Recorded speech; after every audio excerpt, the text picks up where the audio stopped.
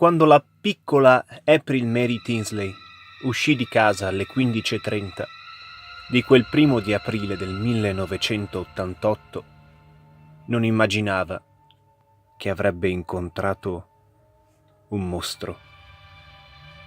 Un testimone affermò qualcosa di terribile. Aveva visto un uomo caricare la bambina in un pick-up blu e dileguarsi.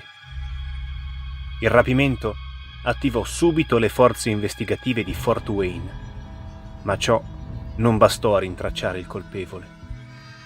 Trascorsero 3 giorni angosciosi.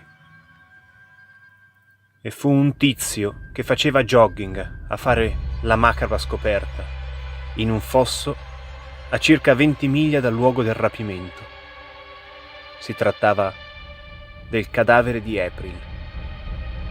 I medici che eseguirono l'autopsia concordarono che era avvenuta una violenza carnale e la morte era sopraggiunta tramite strangolamento.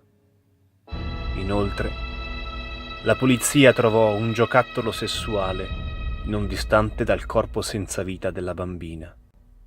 Ma né le tracce di DNA né la testimonianza oculare portarono a risultati.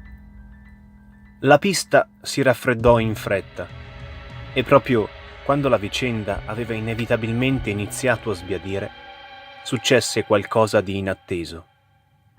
Il 21 maggio del 1990 venne notato un uomo intento a scrivere con un carboncino un messaggio sulla parete di un fienile, non molto distante dal punto in cui anni prima era stato scoperto il corpo di April. Il messaggio diceva: «Ho ucciso io, April Mary Tinsley di 8 anni, e ucciderò ancora. Ah!». Il caso venne riaperto, nella speranza che nuove prove potessero mettere gli inquirenti sulla pista giusta.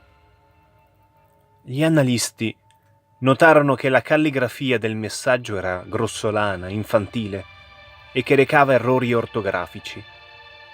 Fu trovato altro materiale genetico che combaciava con quello già rinvenuto sulla scena del crimine. La mano che aveva tracciato quella minaccia era la stessa che aveva ucciso April.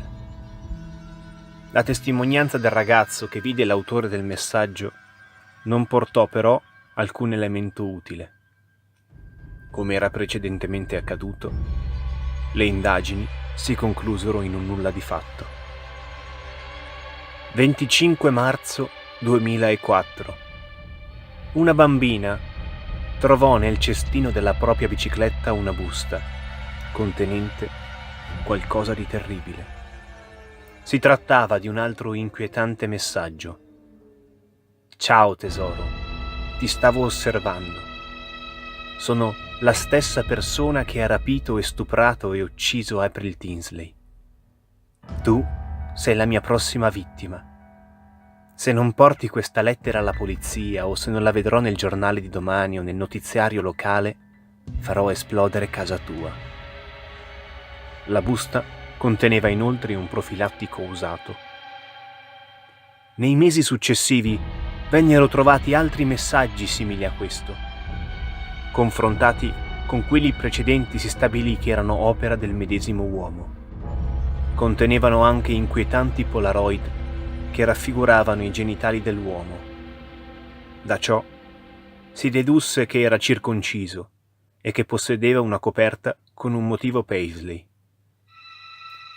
Nel 2016, grazie a nuove tecniche di analisi del DNA, la polizia ha ricostruito un identikit dell'assassino di Fort Wayne, il quale, sfortunatamente, resta tuttora in libertà.